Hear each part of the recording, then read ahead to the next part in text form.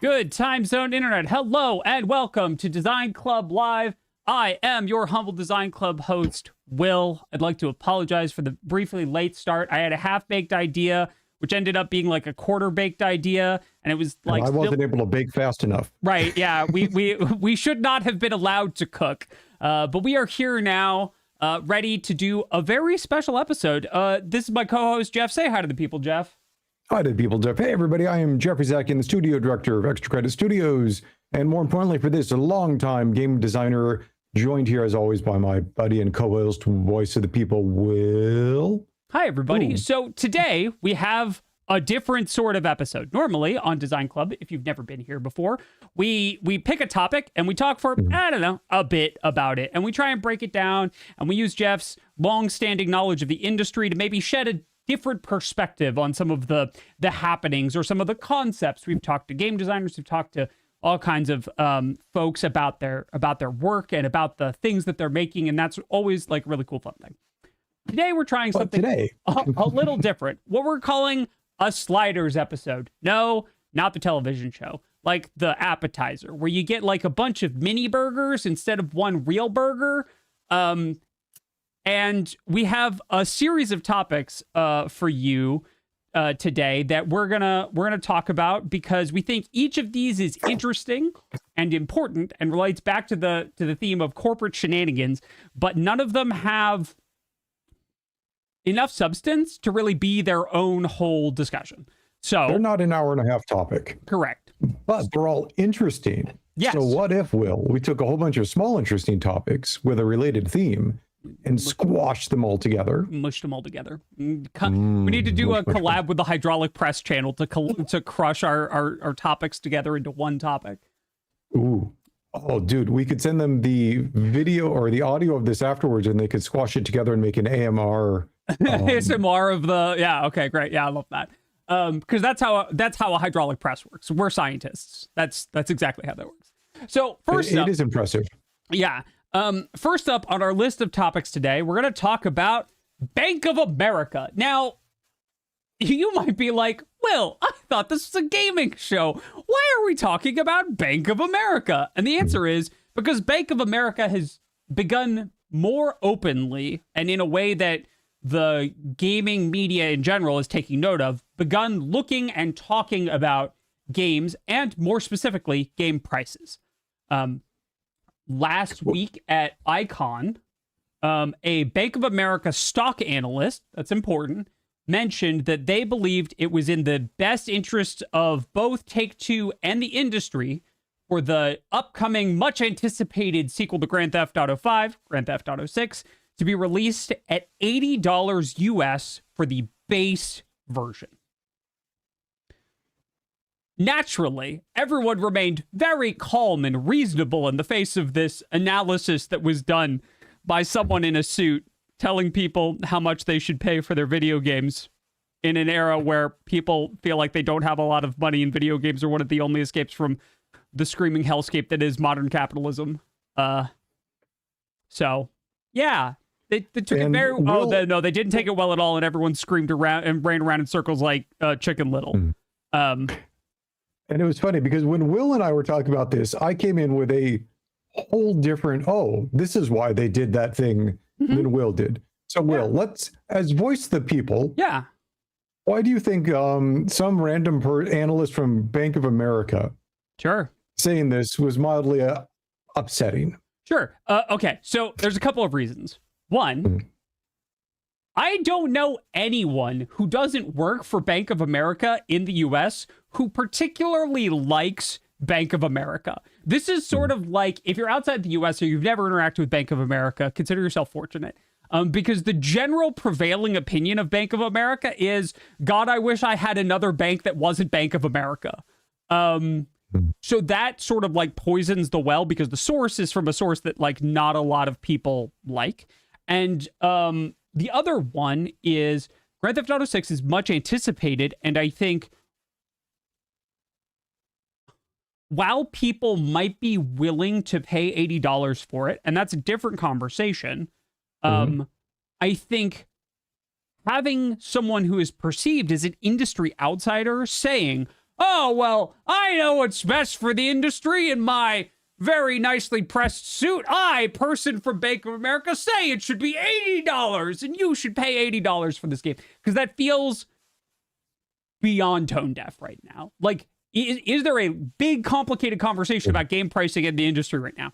Yes, absolutely, as it has been since I started this job years ago, right? Like, we've been having an ongoing conversation, but, like, this one just feels weird and not quite it.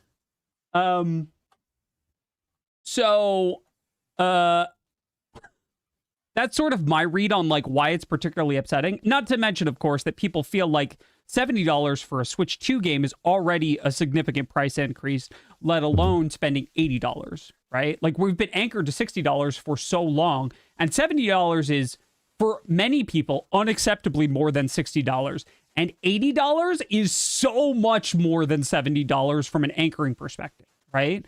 $70 is 10 more dollars. We've talked about this before too, like that, and it's a weird thing because in some cases gaming prices are both higher and lower, and I'll get to the Bank of America thing, because when you think about it, the $60 game came in the 7th generation of consoles.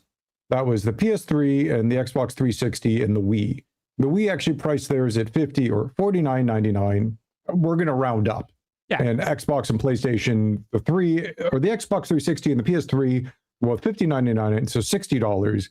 And they stayed that way for almost 20 years. Yeah. Like no other form of, and again, we've had this conversation, but this is just kind of the brief catching up. The brief talk. Like no other form of entertainment in this style of thing has had its price remain steady for 20 years. Right. Like movies haven't, books haven't, plays haven't, your cable subscription bundle or Netflix or Disney or any of those other things have not had a 20-year basically moratorium on prices. Yes. And of course, there were things like collector's packs and others that went higher.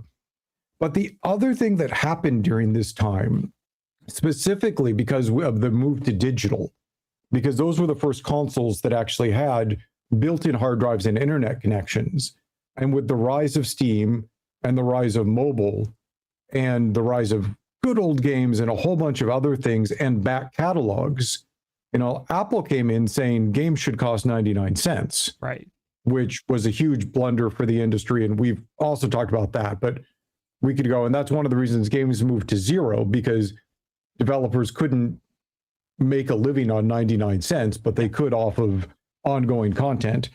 But because we could now download games and access back catalogs, sure, new games might be $60, but we started seeing for the first time, outside of, say, bargain bins and let's just call them, or shovelware, low-tier games. Yeah. And with the hollowing out of mid-tier games, which also happened during that period, you kind of got budget games and you had the big games. And we suddenly started seeing the availability of pricing at a wide range that we hadn't seen before. Right. Like we saw indie games starting to come in at that point at, say, $20 or $30 or $10. And before that, the only time you really saw game prices like that was when you went to Gamestop or a Walmart and a game was 3 months old and they'd started marking it down from their $60 price down to $50 or $40. Or you went in and they were like, oh, would you like a gently used copy of this game so that we can sell it to you again? And the people who made it get no money on this, but we, GameStop, are happy to buy something for $10 and then sell it for $40.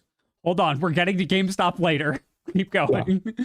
Anyway, so there was this kind of whole thing in there where prices actually expanded out, and especially with digital, you could start pricing things at different prices. Yes. And by the way, Will, this is weird. Yeah. Like if you go to the movie theater and you go see indie art film, or you go see the next Avengers, your movie ticket price is exactly the same. Yeah. Like if you go to a baseball game and, your local team is playing the Yankees or your local team is playing the Pirates, we'll take, a high and a low kind of salary thing. your prices are the same. The price is where you're sitting. It's not who they're facing. Like there's a whole bunch of entertainment that's just, there is a price where they don't say, oh, we think this game is worth 20 versus. Right. So the accoutrement surrounding the art experience, surrounding the entertainment experience is different. And that's what justifies the price differences when it comes to in-person entertainment, right? Versus the actual entertainment itself. Now, we do see that in like some stage production kind of thing. Like you don't, but it is a well-taken point, right? Yeah. Yeah. Sorry, yes, I know I'm going to get some Bostonians. And yes, minor and major league don't cost the same, but that's still, if you go to a minor league game, it doesn't matter who they're playing. Correct. It will be a minor. So there's a whole bunch of entertainment that's just kind of a one size fits all pricing. Yeah. Where games have separated that out. Yes.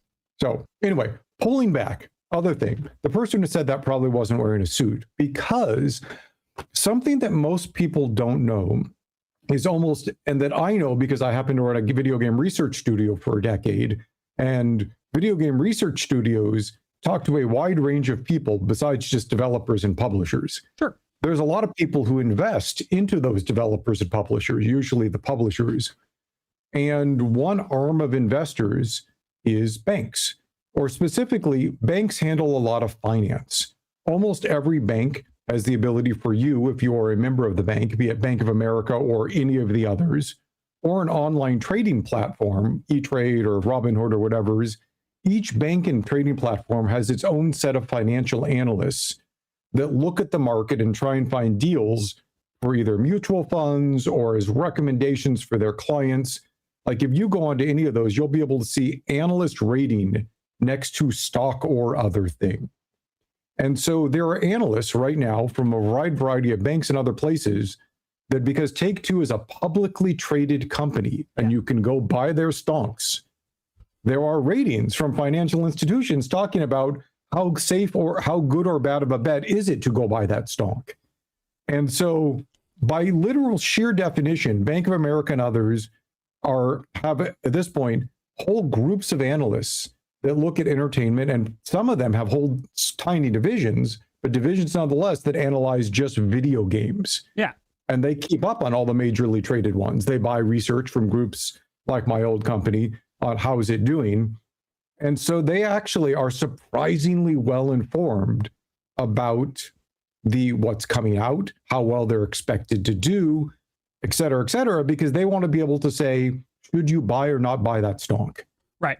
And I think, so, yes, I think that absolutely justifies So laying the groundwork. So a guy coming in, or an analyst coming in and saying, hey, we think that this publicly traded company is undervaluing a key product that they're selling, or from their point of view, hey, this company that has one of the best-selling games in history for the last couple games they've put out, and still sells more copies of a, 10-year-old game per year than most games sell on their first year.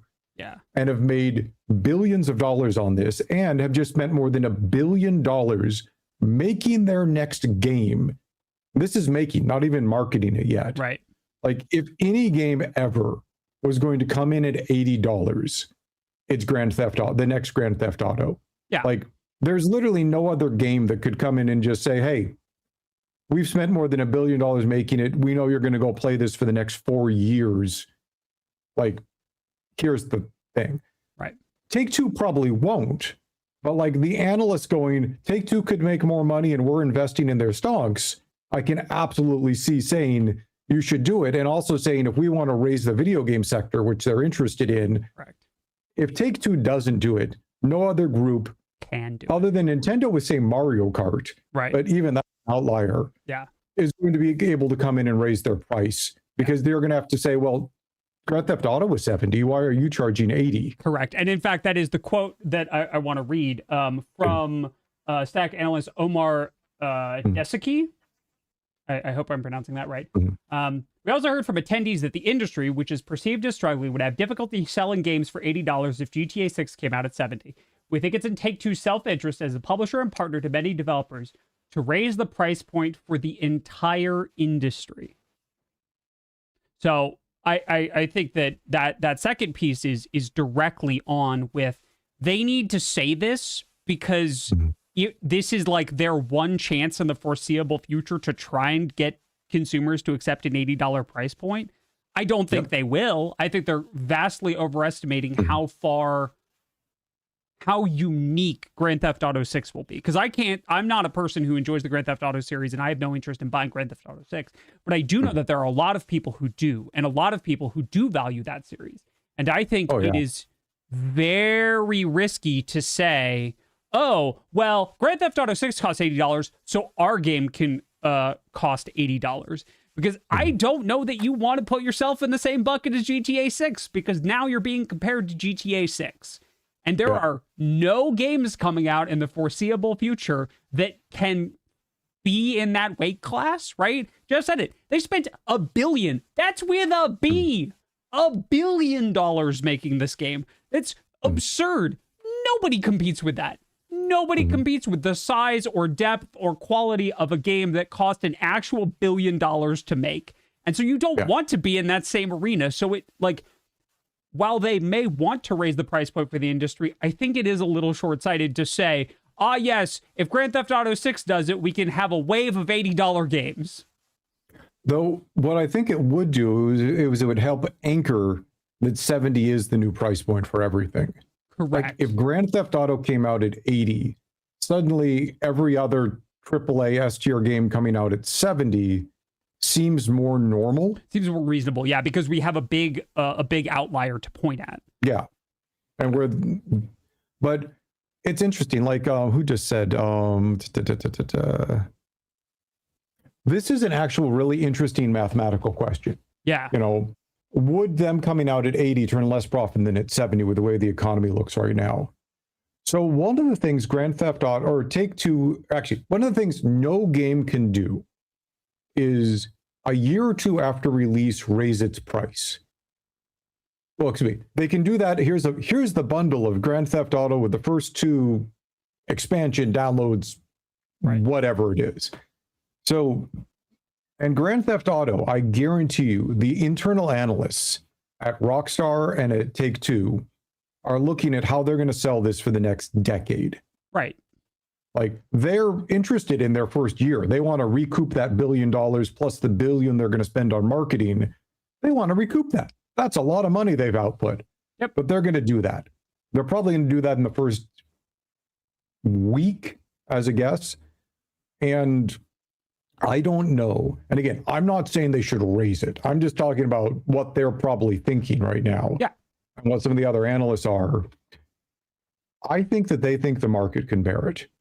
I think that there's so many people who've been waiting so long for this game that if you told them it was $100, they would complain and complain and complain, and they'd still go buy it. Right. We saw that a lot with the Switch 2, right? For instance, as a recent parallel, right? Lots of people complained about the launch price for the Switch 2. The Nintendo live chats were full of people complaining about the price, both of the system and of the games. And it did not matter. The system still sold like hotcakes, right? Yeah. And again, this is not in any way me recommending they do that. But I think that the Bank of America people said the quiet part that Rockstar and GTA, actually, and Take-Two had been thinking. I think they just said it out loud. Yeah. I think in some cases, they might have even been trying to give them cover for doing it. Yeah. Like, hey, we've been recommended this publicly. We weren't thinking about it, but hey, now that it, it also gives them a boost if they don't do it. Yep. If they say, hey, they don't lose either way now. Correct. Yeah. Because it's Bank of America, they get to Take-Two and Rockstar get to be like, well, we've heard the industry analysis that it should be $80. And while we think our game is worth so much, and we believe that, it's going to be a masterpiece that we can't wait to bring to you, we think it would be unfair to ask gamers to pay more in these economic times, which is why it's coming out at, I'll be devilish, $65. Do you know how many? 75? No, 65. I think if they sold it at $65, they would make up in volume immediately, right? I don't think so, actually. I think that the people don't. I think the people who are going to buy it initially don't care. I think they could discount quicker than average. Okay, I think that's fair. Yeah. But I don't think the 65 versus 70 would make any difference on the number of people that bought it. Interesting. I don't think it would make a statistically significant difference now that I consider it. But fair. Yeah, right. Like, I don't think there are that many people on the fence about it. I think people on GTA 6 are in one of two camps.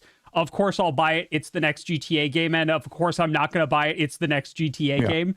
And I don't think there's a lot of middle ground on that, just because, not because there's anything particularly polarizing about it, just because it's been in the ecosystem for so long and nothing has changed, that like those opinions have sort of settled into those two clumps at the bottom of the industry tank, as it were, and they're just sitting there. Yeah, but I honestly think, this is like, Will, what was the price of Slay the Spire 2 on 25? If that had been 30, wouldn't have mattered, or 35, I don't think anybody would have noticed. I think people would have said, cool, it's like, I feel like Grand Theft Auto, for the group who buys it, is like that on Spire for us. Yeah. Where it's like, oh, that price is a little higher than I thought. I want the game. Yeah. Like, so in some cases, I think the most surprising part for a lot of people was that Bank of America was saying it. Yeah. Because they don't know that all of these different financial groups and stock trading groups and others actually have teams of analysts that their job is to analyze the publicly traded companies in the video game sector. Yep. And to issue guidance on what they think they should do. Yeah. And I'll tell you though, Take-Two pays a lot of attention to that, because Take-Two executives like their stock price. And so having groups that, Bank of America may not be the first group people think of for a lot of this, but Bank of America has millions and millions of customers and has its own online trading platform and like stock buying for Bank of America, and then Bank of America owns Merrill Lynch, or they're a combo. So it's the Bank of America Merrill Lynch like trading thing. Yeah. And yeah. Okay. So, and all of it. So yeah, it's just, this is why they said it. Right. They are interested in, a thing. They think it will do better for the industry. Like, again, these are analysts hoping that the publishers make more money. Yeah. Because that helps them sell more stonks. Yep. That seems right. Okay. Speaking of stock prices and analysts not necessarily guessing what the industry is going to do the best, let's talk about Subnautica 2. Chat, by show of hype emotes, how many of you are playing Subnautica 2 right now? Because according to SteamDB, it's statistically likely that at least one of you out there watching this is right now playing Subnautica 2. So where's it on the list right now, Will? It is currently... Is it in the top 10? I believe it is third. Good for them. It is currently third. It is barely behind Dota 2. There are currently 444,378 people playing Subnautica 2. It is only behind Counter-Strike and Dota 2 on Steam. It currently has more people playing it than PUBG and 5M, which is the mod loader for modded Grand Theft Auto 5, combined. Oh. Hey, where's Spire now? Spire was number 1 for a little while. Spire 2 is number 9 right now. It wasn't quite number 1, but it's still doing quite well. It's about half its daily peak, but good for them. Yeah, as well. Yeah, they're doing great. So Subnautica 2. We talked about Subnautica 2, like half year, somewhere a while ago. Yeah, that Subnautica 2 had a whole bunch of weird things happening based on their owner. There we go. Yeah, found him. Based on their owners and the people funding. Yeah. Or the company ownership and the company investors. Yes. And there was an interesting thing where, depending upon which side you believe, right, either the owners and the dev team, who were set to get a payout if they shipped at a certain point, yes, from the publisher was suddenly like, no, this doesn't look good enough. Right. And by the way, management team, you're fired. Correct. And so we can delay the game. Correct. So one side is, wow, big publishing. Which group was it that's funding them? Crafton's trying to pull a fast one and yank all the money away from them. Yes. The other side was, this team is trying to push an incomplete game off, and the leadership has been effing off, doing their own side projects. Correct. And not actually concentrating on the game. Correct. And there was a whole bunch of weird tea getting thrown back and forth. That is correct. It did look somewhat like Boston Harbor by the time that they were done. So the first big update after the initial complaint, and I don't think we did a whole thing on this, is that we never really did a lot of follow-up. So yeah, correct. So the first big thing was that in March, so 2 months ago, correct, the judge in the case ordered Crafton to reinstate the fired management. So Crafton was company funding, correct, not dev publishing, team, or not executive team running. Correct. Or publisher versus developer. Yeah. There we go. Yeah. Words. And to extend the deadline under which the bonus, the earnout, could be achieved. And furthermore, they were enjoined from doing anything else that would hinder Unknown World's ability to deliver the product on time.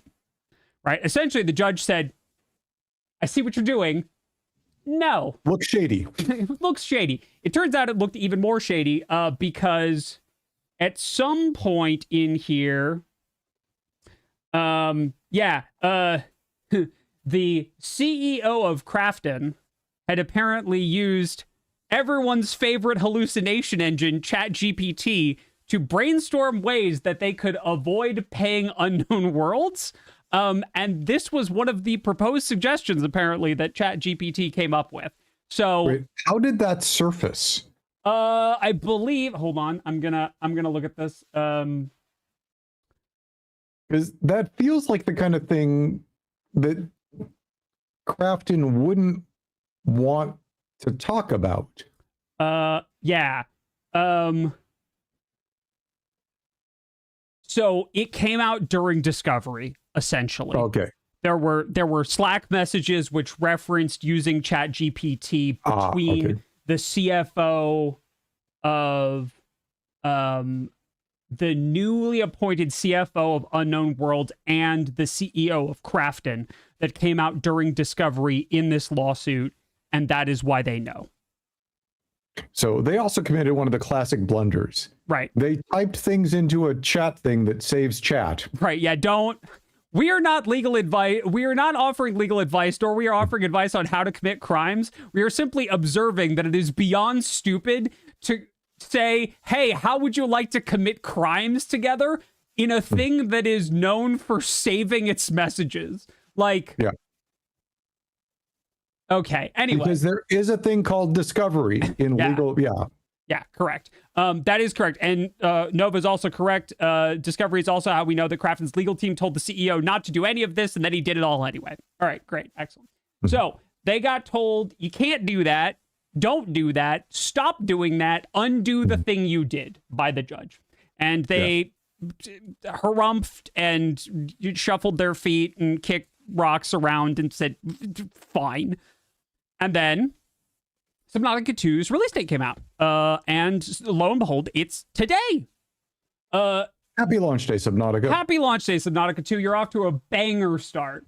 Important to note, however, is that in between today and the announcement of early access release, the entire game got leaked as part of a massive leak of multiple games that were close to release or in development. And Lego Batman. How did they get hacked? Like what? I don't 100% know.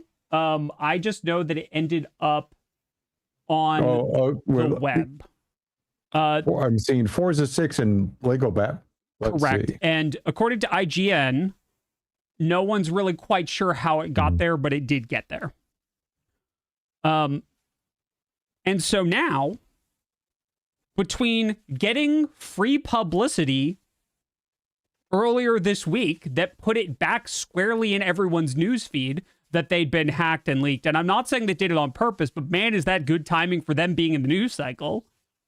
And everyone wanting to thumb their nose at Krafton, who behaved, in many people's opinion, quite poorly during this whole kerfuffle. And the Krafton CEO has sort of become a stand-in for publisher overreach and incompetent CEOs using ChatGPT for things that ChatGPT has no business being used for. He had a whole legal department. He had a whole legal department that said, don't do the thing. And he said, I'm going to do the thing. What? By the way, it is perhaps the biggest display of incompetence to pay a big, expensive legal department and then not listen to your big, expensive legal department about the big, expensive legal thing you want to do because you think you know better because you looked it up on the internet. Even if, like, let's remove ChatGPT from this. You looked it up on the internet and think you know better than the lawyers you hired to be in your legal department. Mm-hmm. What? I mean, there are absolute cases where, like, it is worth the legal risk to try a thing. Correct. Because it is your lawyer's jobs to tell you this part is bad, you should not do. And you, as an owner or CEO or whatever, you have the perfect right to say, I hear you, but I ignore you. Yeah. But this is going to be an expensive mistake. Yes, that's correct. So according to early estimates, and Jason Schreier reported on this earlier, it does appear as though this saga may be coming mostly to a conclusion, as it appears as though they have hit their earnout target in like the first 6 hours that it's on the market. Good for them. Which is great. It is. And here's the really important part. And we were talking about a bit about this in like the pre-show. Mm-hmm. It's really good for all of the devs whose names never made it into the news, right? So like we've been thinking about this a lot as like a clash between the personalities of the CEOs of Unknown Worlds and the management team and the management team of Krafton. And there were a whole bunch of people working on Subnautica who just wanted to make a really cool Subnautica game. Yeah. And now I have a those buddy people who's on the dev team, as I said. I'm actually looking. I just realized I should message them and say happy release day. Yeah, right. Yeah, I'll do that later. Yeah, right. So I think it's really good that those devs managed to, despite all of the nonsense going on, release a game that is currently rated 85% positive. 85% positive on Steam with a concurrent player count of 443,993 as I say this. Like, smashing success. And I hope that I hope that Krafton stops dragging their feet and pays them what they are contractually obligated to, and that those devs get compensated for making what by all accounts appears to be a great game. And man, it's also tricky. Let me tell you, having been in development a while, nothing is worse than trying to make a good game while you're not sure if your publisher is going to pull the sheet out from under you in a variety of different ways, and your management team may or may not be having to deal with all of that, plus the other stuff. Like, it's hard enough to get a good game out when everything's working well and together. All of the mental load that gets put on you with all of the rest of this going on, like, I'm sure they burned some people out and that they lost a whole bunch of people just along the way, that from all of the shenanigans that are going to end up like not getting their earnout or other things around that because they didn't make it across the finish line, or, you know, the funding got pulled and they got let go and like didn't get, like, there's all sorts of things along the way. So there will still be a body count from this, both mental and physical, just that comes with this, that is irrecoverable to some of those people. Absolutely agreed. Absolutely agreed. This is the best ending I think that we could hope for those devs right now, but it still shouldn't have happened. Like, if everything that came out in Discovery is factual, we have no reason to believe that it's not. It looks like Krafton just tried to screw them. On flimsy pretenses. So my gut says no to this. Do you think Krafton will make back payouts to devs if the game sells well enough? Like, if the publisher was willing to be shady enough to try and do what they were doing, the chance that they're going to be magnanimous enough to go pay people they don't have to is low. Yeah.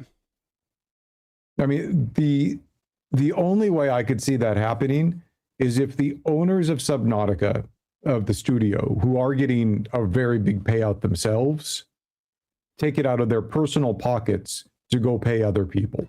And that was one of the claims that they had initially made, was that their portion of the earnout, the portion of the earnout that was contractually sent to be to the management team of Unknown Worlds, would also be thrown in the spreading around money. So it is impossible to say whether or not that is true until they get the money and do the thing, right? Lots of people say lots of things about things that they're going to do with their money. Looking at you, everyone who's ever won the lottery.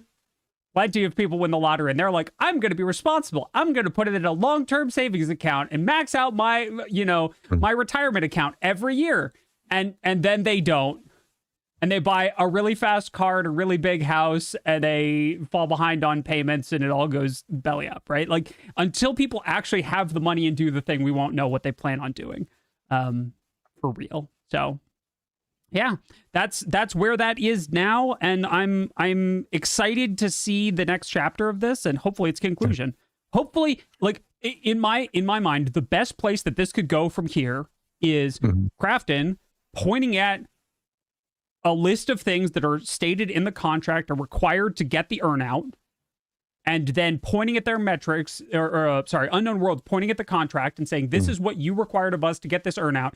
Here are metrics that prove that we've met every single one of these criteria. Money, please. And Krafton goes, I hate this, but here's your money. And that's the end of it, right? I would really dearly love for that to just be the end of this story.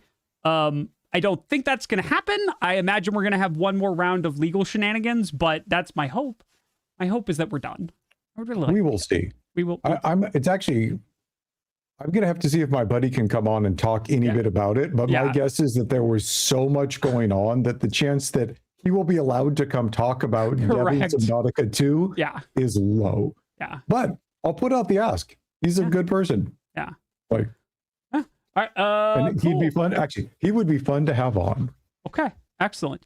All right, let's talk about another big ticket amount of money that got slung around a bunch over the past week. GameStop put in. I don't think you pronounced that right. What was that? GameStop. GameStonk. Stop it. We need a stonk counter down at the bottom. Okay. GameStop put in a $55.5 billion with a B offer to buy eBay. Now, there are some problems with this. Number one, eBay has not indicated any desire to sell. It's not unusual to get unsolicited offers, but it is less usual than solicited offers. Okay. Yeah. Number two, GameStop is worth like 12 billion. It's not worth 55 billion. Like the whole company, if they sold everything, is not worth 55 billion. And they were like, hey, we want to buy eBay. And the way they did it, Jeff, did you get a chance to look at the investor press release from GameStop? I actually watched their CEO get grilled on a couple of news shows. Yeah, he did not do well being grilled on news shows about this either. Actually, the analysts were some of the best people because they were like chatting with them like, we're adding up the money. Like the money doesn't add up. How are you going to pay for it? And I was like, it was, a mixture of, what was it? Like debt financing, borrowed money and stock. Yeah. And they're like, but that doesn't add up. Where are you going to get the rest of the money? Right. Borrowed money and stock. Right. So he kept saying he had like his couple talking points, but the talking points were very insufficient for the analysts when they're like, you're mentioning this amount of money, you need this much. Yeah. Where's the difference coming from? Yeah. And the CEO literally seemed unable to comprehend that they were curious on where this remaining part would come from. And he was not prepared to answer where the remaining part would come from. Yep. It was actually almost, it was mildly painful / embarrassing to watch. Yeah. On how flat-footed he seemed for this. Yeah. So the offer is in fact $125 per share of eBay, comprising 50% cash and 50% GameStop common stock. Okay. Oh, so it was cash. Sorry, no, it wasn't borrowed. So it was 50% cash, 50% stock. They don't have the cash is probably borrowed. Yeah, the cash is borrowed. That's why I'm thinking. Yeah. Yeah, they don't have the cash. So okay. It's really fascinating. They have to say why they think this is a good idea and like how they're gonna make this work. And GameStop said that they were going to deliver $2 billion of annualized cost reduction within 12 months of closing. Okay, but GameStop, buddy, 55 minus 12 is 43, minus 2 over 41 is let's say 10 years of $2 billion is 20. So you're still $23 billion short on this plan. You put this on paper as an official press release. And buddy, the more I look at this, the more the math ain't mathin', right? And also the $2 billion is like 1.2 billion from sales and marketing because they think that eBay isn't marketing well. I don't know Which that GameStop may not be true. Right. Yeah. I also don't know that GameStop's in any position to tell any other company that they're not doing marketing well. They're memeing well. I don't know that GameStop has like much of a positive brand image right now. No, that's very. Though I did hear their CEO say, but there's a natural synergy. We sell collectibles. They sell collectibles. And that'll buy, right? Because one of the ideas that is put forward here is that they would, and Matt and I called this without reading this, is that they would use GameStop locations as pickup and drop off and merchandising locations for eBay, right? That GameStop. Ooh, that's not bad. Okay. That's not a bad idea, it right? Would make good use of their physical locales. Correct. Yeah. So they've got physical locations that they could integrate with the eBay business model. And so this was the offer that got made. And then the CEO did the talk show circuit. And then, oh dear, it broke containment and made it to CNN from on the 12th when eBay responded. And the quote that I just think is the best quote possible is from eBay is that GameStop's offer is, again, I'm quoting, neither credible nor attractive. End quote. Basically, we don't believe you, and your offer sucks. Yep. Which, that is a very slapping response right there. Yeah, correct. Especially because, one of the problems that we've run into over and over and over again in, American corporate drama is that because companies are required to act in the most beneficial interests of their shareholders, they really have to believe that this is not a good offer and that it's not credible. Otherwise, shareholders can be like, we think that you're not running the company in the best interest of making money, right? That's been a recurring problem recently is companies need to make all of the money possible, sort of as a criteria for existing. But yeah, this is and also to note, the end result of this is that GameStop stock fell 4.5% in pre-market trading. Just as a little additional flick you in the forehead on the way out, your stock takes a 5% hit. In fact, I'm gonna go pull up GameStop stock.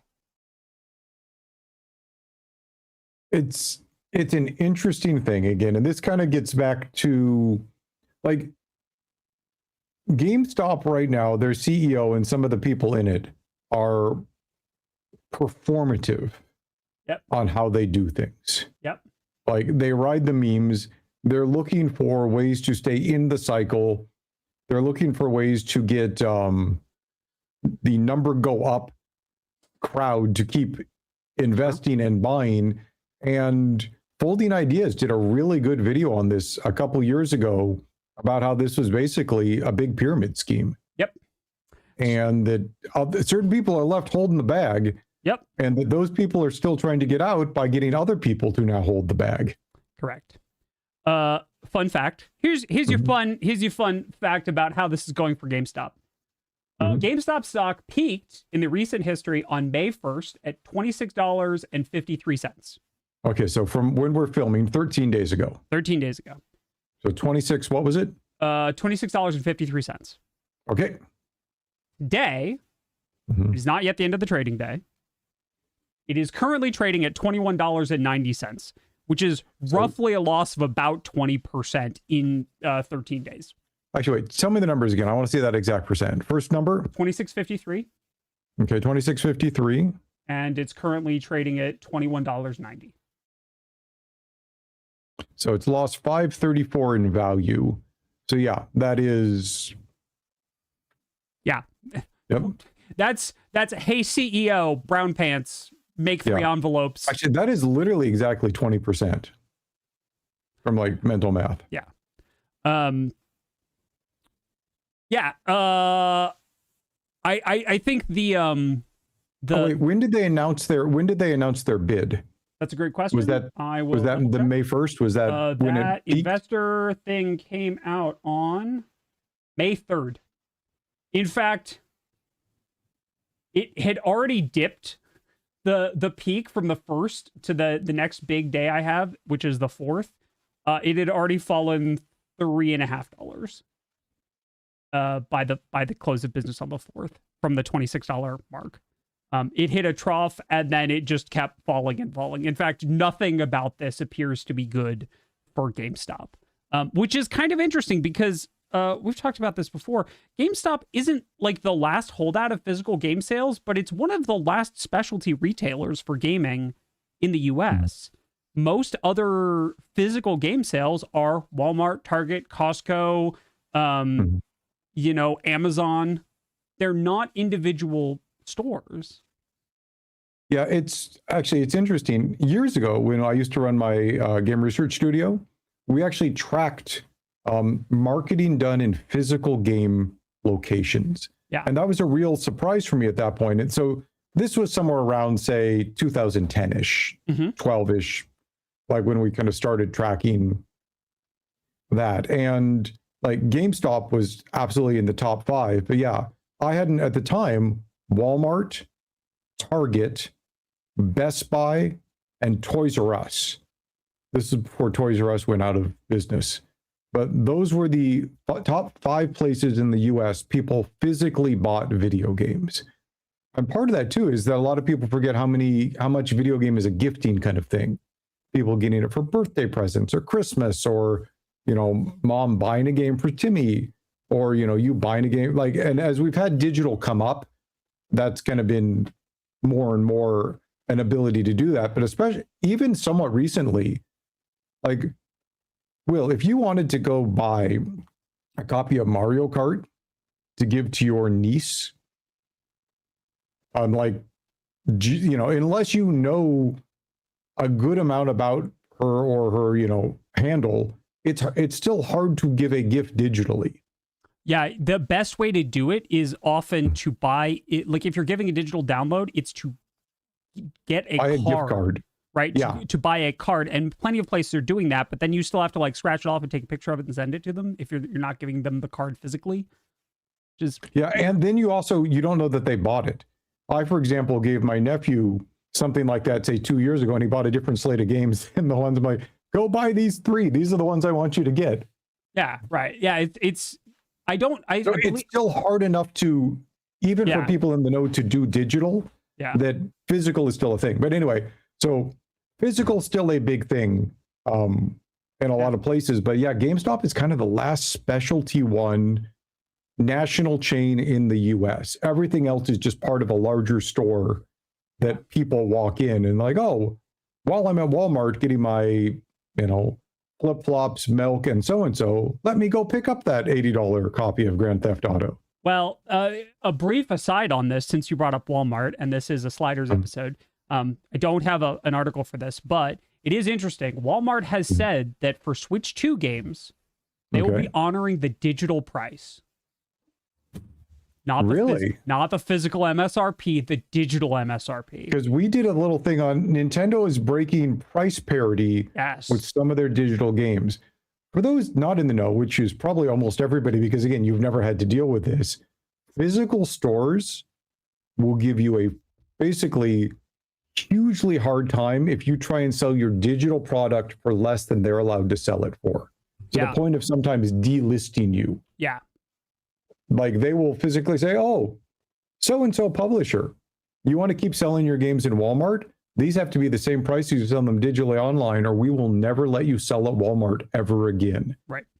And Nintendo's big enough that they recently, despite having complied with this for a long time, like, screw it. Yeah. And they are trying one. Yeah.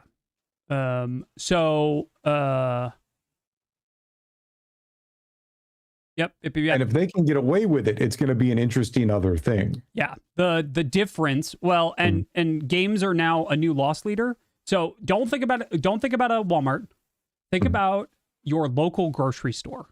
If you're in the United States, most, not all, but most grocery stores are structured such that milk, bread, and meat are opposite the place you come in. They're at the back. They're at the back. And you might be like, well, that's because they need like the bakery and the freezer and the everything. No, they could put it in a lot of places if they wanted to. They're in the back because you have to walk through the whole store to get there.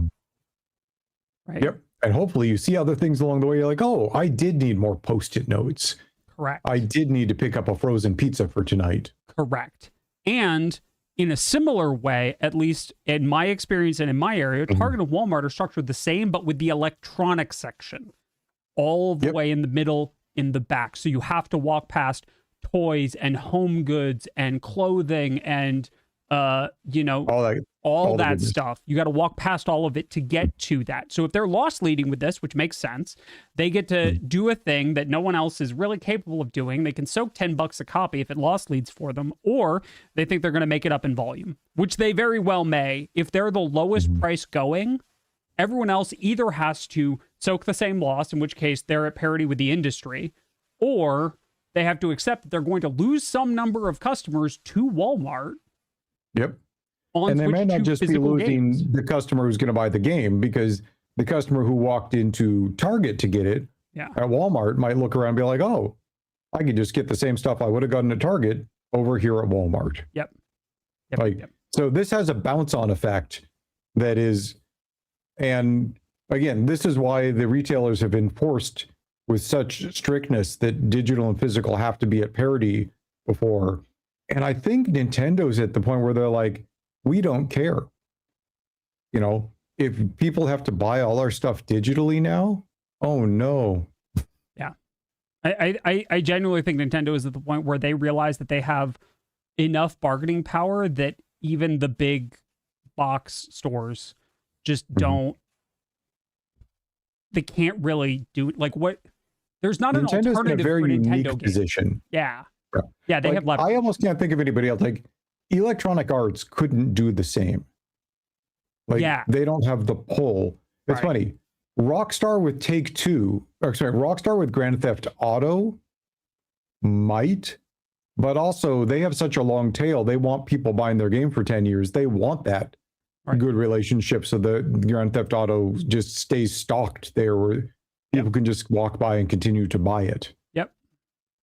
Like there's some interesting stuff going around, and this kind of spun off the eBay or GameStop eBay thing, but it's fascinating. There's stuff going on. Yeah, there is indeed stuff going on. All right, Jeff has asked me. We mentioned Nintendo. Will, tell me about Xbox. Okay, or specifically Discord, because you said there's a story I haven't heard yet. I want to hear this one. Yeah. Okay. So everybody remember that Discord said that they were going to do like really, maybe not the best job at age verification a while ago, and they might have had a good way to do it, but the communication sucked, right? I think like we can quibble about the efficacy of age verification or any of the legality or any of like the won't you think of the children. That's not what I'm talking about. I'm talking about the way they communicated it to their customer base sucked.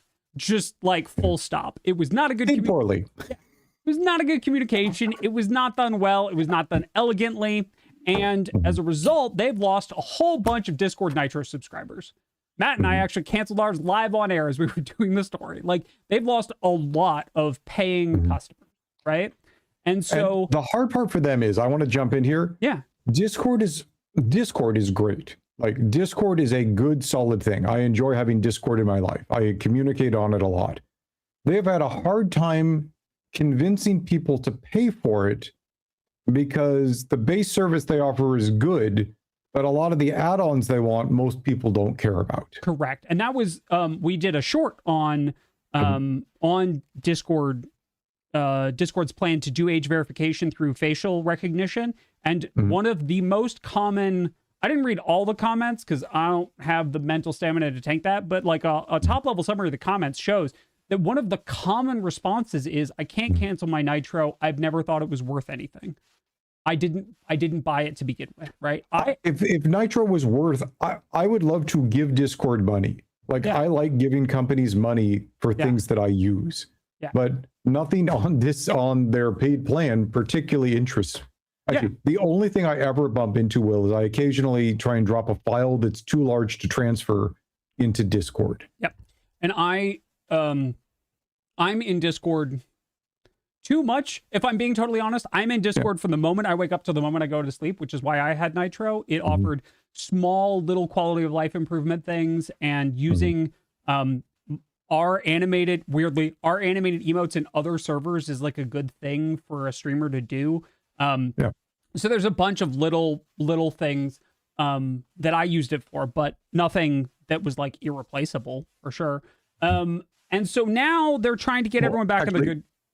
Real quick, whoops, hold on. Did it move and did it come back here? Wait. Oh, I'm clicking the wrong thing. There we go. So just, and we probably will have to come chat about this with an episode at some point. They won't get me back until I scrap the plan entirely. Age verification is going to happen because several states and countries have legislated it. Yep. They have said it will be illegal to operate your service past X date until you can age verify. Yep. It's like, Discord was not looking to go do age verification. Correct. Like, Discord is having this forced on them through legislation. Yep. And again, multiple states and countries. Yep. They just rolled out a plan poorly on how to. It's funny. I've actually talked to one of their vendors.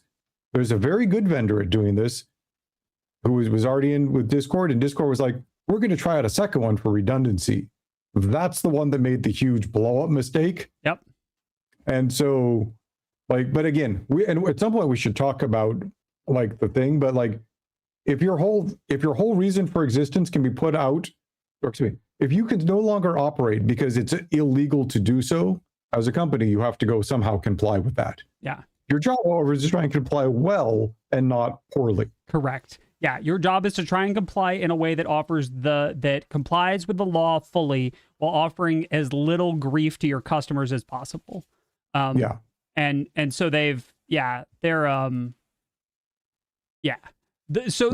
again, big complicated problem. Lots of people feel lots of ways about it. This isn't really about them doing the facial rec thing. That's more why they are taking this next step, which is that now. So Will, what are they doing?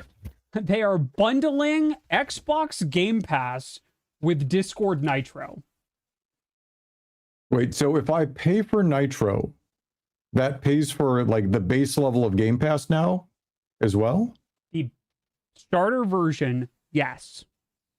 So, and you will be getting a discount on up to 30% off at Logitech DG, 15% off SteelSeries, and 20% off Control Freak. And so that part costs them nothing. That's just a bundling deal where they are doing press for those groups. Correct. So let's look at this. The starter edition of Xbox Game Pass. I'm curious, does this make it cheaper to buy?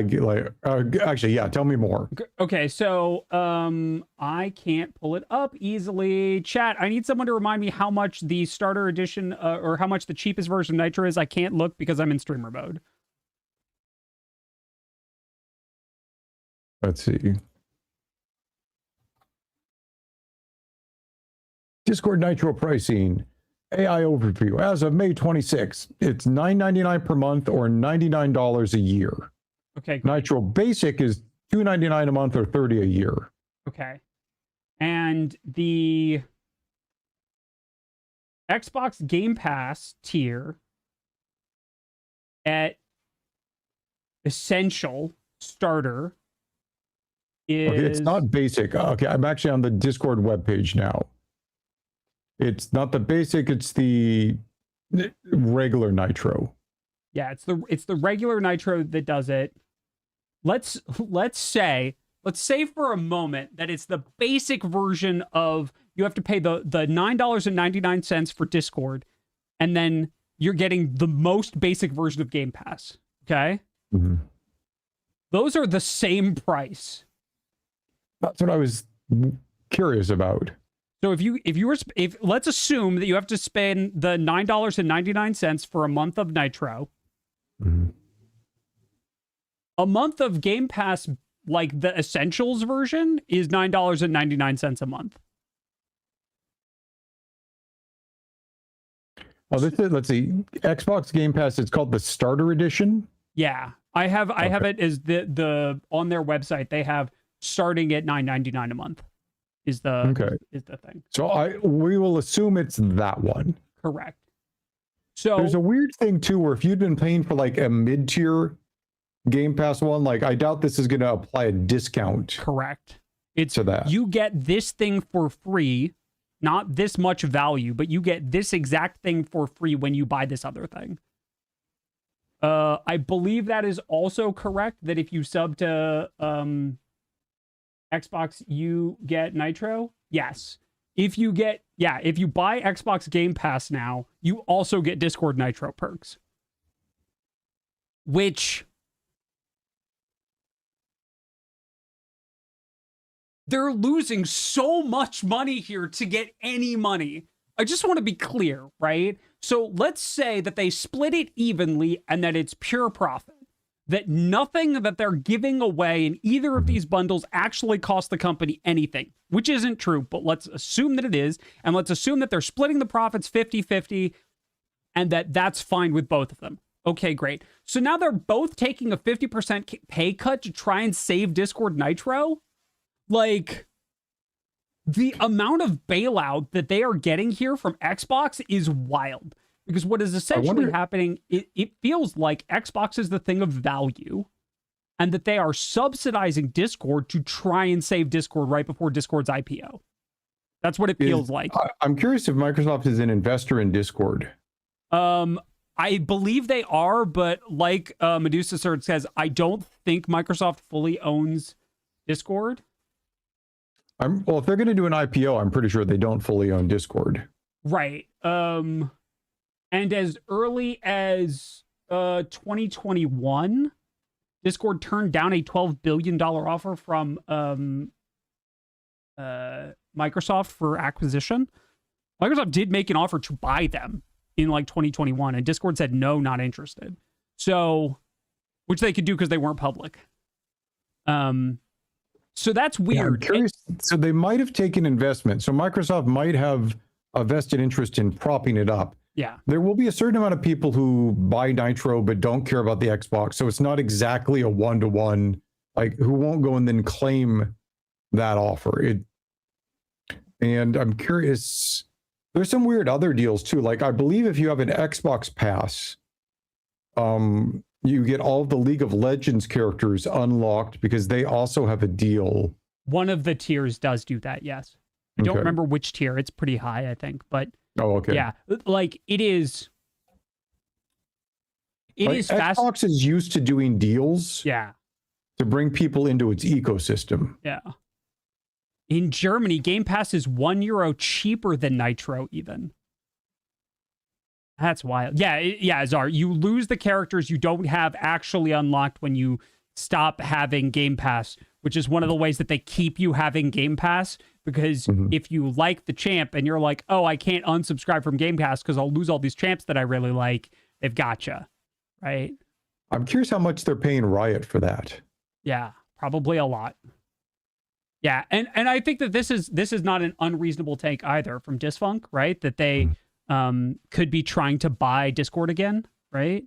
But this is just another really weird happenstance thing that, like, anytime something like this happens, I think we've grown to the point where we are now defaulting to skepticism, right? And like plenty of people will chime in with, I've always been skeptical about companies. Yes, absolutely. But I think skepticism is now a more common default response than the people who have like had problems with companies before. Yeah.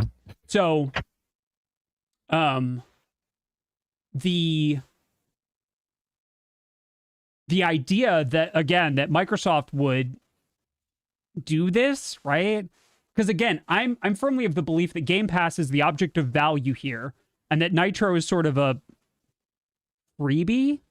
Because again, Discord does not offer a lot of things of value. Jeff said earlier that he doesn't even perceive it to be of enough value that he would buy it, even if he wanted to support the company, right? Like, he does not perceive what is being offered with Nitro to be of value to begin with, right? So this very much feels to be like Microsoft is buying them out, and or bailing them out, excuse me. And so I think that is sort of the interesting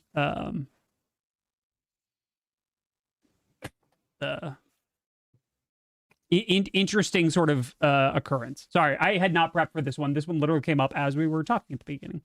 Yeah, right. And I was like, screw it, Will, I'm putting it on the list. I'm putting you on the spot. All right, Jeff, my turn to put you on the spot. Tell us about this. Let's close out the... So, by the way, just on the closing out the Discord thing, I'm really curious to see how this goes. I'm curious to see if this is I think they should have announced it as a limited time offer. People who subscribe to Nitro within the next 3 months will get Xbox Game Pass at this price for at least Y amount of time. Yeah. Or X amount of time. Where, you know, they're like, I think because their job is to try and get people back in. Yep. And I think if people I think they needed to combine scarcity with it. This offer may go away. You're getting a really good deal if you sign up right now. Yeah, I think that's definitely true. Yeah. Okay, the last corporate shenanigan is not one that people would probably think of. Yeah, this is really weird and kind of cool. It is, and it's a different kind of shenanigan, and I'll tell you why. Yeah. Will, set us up. So, many people may know that we're on YouTube. Hi, YouTube. Everyone say hi, YouTube. Hi, YouTube. Jeff and I have some experience with the back end of YouTube, which is where we have to go to prep our videos and do things and edit ad slots and do everything else. Actually, let me say here, Will has some experience. Yeah, Jeff has a lot of. I have extensive experience because part of my job as the studio director is running the strategy of the channel. Right. And YouTube has a really good analytics section that I pay a lot of attention to, as well as things like playlists, or you could, you know, I just finished hooking up our store. Oh, by the way, if you're watching on YouTube right now, I think it happens while live streaming. If you look down below you, that shelf now has all of the products from our store in it. You can actually click and buy the puzzle and the calendar and t-shirts. I can't tell you, Will, how long I've been trying to get our store hooked up to YouTube so that people can like watch a thing and be like, oh, cool, I want that shirt. Yeah. Like, right. Anyway, or the Zoe plushie on the shelf. Minor product placement for our product right there. Yeah. Okay, so YouTube ads have been a thing that creators and users have gone round and round with YouTube about forever. There is an escalating arms race between YouTube and ad blockers. There is a constant battle between creators and the algorithms that YouTube uses to put in ad slots, and how many ad slots and where those ad slots play and how much those ad slots are worth and where the best place to do it is, and all and on and on and on. And that's changing. One more that you don't know, Will. Yeah. This is minorly relevant too. Between the team that designs the YouTube UI and between creators' desire to be able to say, hey, look in the link for a description to Skillshare or Raid Shadow Legends, or you know, whatever your sponsorship is, those descriptions and other things aren't particularly sexy to the people who design the UI and keep getting hidden and pushed down in menus and other things. So your ability, or like to link out of a short, you can't link out of shorts anymore. Like we can't say, hey, this cool short about our calendar, go to our Kickstarter and get it. Right. Nope, no external link works from a short. So a lot of you were also battling against, and this isn't them being malicious, it's like, we don't really care about a user's ability to see a video's description. Right. You know, we want to spend more space showing the next video they could see or something. Right. Oh, so now cat emotes going on. Yeah. Percival is very happy. Percy loves sitting in my lap. Yeah. Oh, look at the ear wiggle. We got ear wiggles. Ear wiggles have been confirmed. So now there's a change on the horizon. There's a new system, a new sheriff in town when it comes to the lawless west of ads on YouTube. Tell us about this. Let me set the stage to get us here. Yeah. So for those who are at all interested about the economics of making shows for YouTube, there's lots of ways people make money off and around YouTube. The merch shelf I just talked about is one of them. We have a really cool Patreon and YouTube memberships that help pay for the production of our extra credits and extra history videos. But one of the things that makes the most revenue, actually two things that make the most revenue for a majority of YouTubers, are the ads that run when you watch a YouTube video and sponsorships. So the ads that run on a YouTube video, so like if you're watching it and, so you have to remember, YouTube is owned by Google. One of the best things Google does is sell advertisements. Like they're also an amazing search engine and they have cool Gmail and everything else, but they are very, very good at taking bulk ads in, finding the people most interested in watching them and serving them up the ad. And so if you make a video, like an extra credits or an extra history video, we put it up on YouTube. And as long as we hit the little thing that says turn ads on, which is how we get paid, YouTube will either allow you to manually insert places where an ad could show, or they'll algorithmically do it. And so if I went through on a 15-minute video and put 4 places an ad could show, it doesn't mean an ad will show. We have zero control over that. It just means when it hits that space, it says, do I think a user would stay here if I show them another ad? And if its answer is yes, it will show them an ad. And it has different ways of determining that would take way too long to get into and is honestly pretty obfuscated. So those are ad spots. And again, we can either choose where they go or they can do it for them. And then YouTube will choose if it serves up an ad. We have zero control over what ad it serves up right there. This is important. We have zero control of that ad that shows up other than our ability to block a category. So for example, we don't let crypto or gambling ads show on our videos. Seems reasonable to me, given that the preponderance of people who watch our videos are students. Actually, they're not. They're actually demographically older than students. Really? I did realize. Oh, okay. Yeah. Interesting. Well, 24 to 34, I believe, is now our most viewed segment. Interesting. All right. 18 to 24 and 34 to 44 are both high as well. But how many of those? I've seen enough clips of this happening. I wonder how many of those are teachers putting extra history videos on in history class, because I've seen that happen a lot. Anyway, not the point. Anyway, so ads get served. The other thing that people make their money from is, hey, this video sponsored by insert your friend, by Nebula, Skillshare, HelloFresh, Raid Shadow Legends. Take your pick. Right. Any of those things. Not honey. Not anymore. Thankfully. Yeah.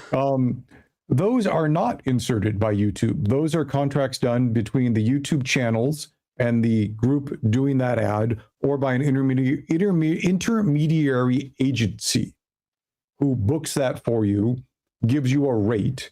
So like if you went off and they look at how many views they think you're going to get, and they run some, if you're talking with Skillshare is going to be like, okay, if I pay you X, I want to make sure that Y number of people sign up at this rate. And if they can make Z amount of money by those people saying subscribe for that long. The marketing, this was marketing, it was success, or user acquisition marketing, it was successful. They have made money for their company and they will go sponsor you again. An interesting fact about a lot of this is that a lot of these companies are lazy. Efficient or lazy? Yeah. They know once a YouTube video is up, you can't change it. We cannot go into an uploaded YouTube video and re-upload a thing. That video is as it is. There is a YouTube editor that lets us cut parts of a video out, but it is not a great editor. And can confirm. Does not look particularly good when you do it. So Skillshare, for example, using them as a hypothetical, might be like, cool, we want you to run an ad for this. They will track it for 90 days, how long people do things. And after that, they're like, nobody's doing this anymore. And if you're some channels, that's fine. If you're a history channel or a gaming channel where people might watch your videos for years to come, Skillshare, again, hypothetical, is kind of getting a free ride there where they're paying you for 90 days, but people keep watching for years. A much longer amount of time. You know, our Joan of Arc video continues to be watched and will continue to be watched for the foreseeable future. And particularly with history, sometimes those videos become shockingly relevant. Like if someone were to have a video on, I don't know, a flu pandemic in the early 20th century, that might... 19th century flu pandemic did get a significant boost at that time. Can't imagine why it got a boost randomly about 5 years ago. Anyway, yeah. So anyway, this is setting the stage. In a different kind of corporate shenanigan, YouTube, we have just been accepted into a beta program, and I searched. There was 0 in the invite saying, please keep this secret.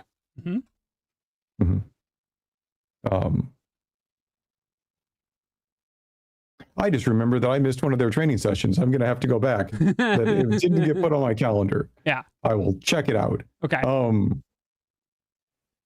Sorry, that just came to me. I'm like, why isn't that on my calendar? Okay. Yep. Anyway, there was 0 in there saying anything about confidentiality. Okay. So I can talk about it. YouTube has a new thing that they are trying out, hopefully as precursor to a larger thing, which we've been asking for. Remember when I said we can't, when we put ad inserts in of a place where an ad could show, right? We don't get to pick what that is. Right. That's served up. They're putting in the trial ability for us to actually do that, kind of. That we can go make a private video that they will, at one of the ad breaks, serve up instead to run it like an advertisement, as long as that is associated with a brand they've cleared. So let's take an example. Nebula, our creator, independent creator streaming service, happens to be registered as a formal advertiser with YouTube. So theoretically now we can go make a little 20-second ad for Nebula, and instead of random who knows whatever YouTube's going to stick in, we can serve that up instead if we want to for one of those ad breaks. Hey, this is pretty cool. This is in some cases saying you get to pick your own audience thing. This is theoretically a precursor. So that's basically taking over an ad spot that they would have served anyway. A precursor to saying, what if you could designate a spot in your video and do that instead? So like that hypothetical 90 seconds near the end of a video where you're advertising Skillshare from 4 years ago that they're not paying you for anymore. What if you could instead say, oh yeah, start it here, end it here, serve up this little thing on the side to come in, and suddenly, as a YouTube channel, your whole back catalog might actually become a lot more valuable to you. And all of those corporate entities, like, again, Skillshare is purely a stand-in, or like, we don't have to pay you anymore for that, and you can't change your video, so there's nothing you can do about it. Their shenanigans might be overridden by a much higher level version of YouTube's one saying, maybe maybe we can help the people who make videos for us get paid better So they'll go make more videos for us. This is as someone who is not the person pulling up the levers, I gotta tell y'all, this feels like a massive amount of control for creators. So think about it this way, right? For our channel, we have 500 back episodes of more than 500 back episodes of EC and about the same number of extra history, I think. Oh, way more than that of both, actually. Yeah, right. So if we could say, instead of doing sponsorship deals for this particular video, we could do deals for the entire back catalog that still gets watched because it's all still relevant, because most of it is evergreen content. Yeah. Of history. Oh, and mythology. Right. And So You Haven't Read. Oh, and extra sci-fi. Right. All of the stuff for all of time. Right. This is a huge amount of power to give to creators, because now we get to negotiate from a place of more significant offering. We have a better product we get to offer to advertisers and have more control over that relationship. That sounds really good to me. So we're still not sure it's going to get to that part, but they are trialing the beta of the first part, which is that let's override an existing spot we would have put an ad. Yeah. But man, that it would be a game changer for a lot of YouTube studios to be able to negotiate those spots better. Yep. Because there's different kinds of YouTube channels, being very honest. We're not a game news channel or a news channel or a tech review channel. There are certain channels that'll get 95% of the views on a video in the first, say, 2 weeks, and then nobody really ever watches it again. If you're reviewing the new iPhone coming out, it's relevant for a very certain amount of time. Yep. And then it stops being relevant. So those channels have a much higher spike and a much lower tail comparatively. Certain other kinds of videos, storytelling, history, things like that, gaming culture, have a lower initial spike, but a longer tail that just kind of keeps going. Yeah. This is interesting as well. Hippie says, I think they might already be testing features for replacing sponsorship segments in current older videos, because with YouTube Premium on my phone, I get a button to jump to the end of sponsorship segments when they start. Very interesting. And this is in some ways also them trying to combat the things. Remember, I was talking about the UI team, like doing things for the user experience. Sure, that's better for a user. Skip the ad or skip the sponsorship. Bad for the creator. We're trying to say, well, this is how I pay for the things that make the video. It also lets YouTube keep more things in-house, right? This is not dissimilar to when Twitch began offering individual sponsorships for creators through Twitch itself. Twitch wants to be involved in some way with the monetization that's going on their platform. So does YouTube, right? And that is, if they broker that deal, they might get a little cut for doing nothing, right? And so in this case, because YouTube has to approve the advertisers and host the private video, they get to see how effective this is, and maybe they get a little something out of it too, right? And so that is another, it's not completely altruistic, right? This is there is something pretty significant in it for them, which is an increased degree of control over sponsorships, which were previously not done inside of YouTube. Now they would be. Yeah, because this would be, instead of a baked in thing, you're referencing a video that is on YouTube's site to be the fill. Yeah. But regardless, like, I'm really hoping this happens, because this would be a really good thing for, not just us, and I'd be very happy for us, but for a lot of different YouTube channels. A lot of Nebula creators, actually, because a lot of Nebula creators have evergreen content, right? Like, a lot of this stuff is educational or longer form and sticks around. I guarantee you, somebody like other Nebula creators, Patched or Tierzoo, right? Interested. Legal, interested. Lindsay Ellis, interested. Real Engineering, interested. Like the Jet Lag crew. Like, there's any number of people that put out stuff that you just kind of keep watching. Yes. And you're like, oh yeah. Yep. Absolutely. So, chat. So it's an interesting shenanigan in that it's, in some cases, it's corporate against other corporate. Right.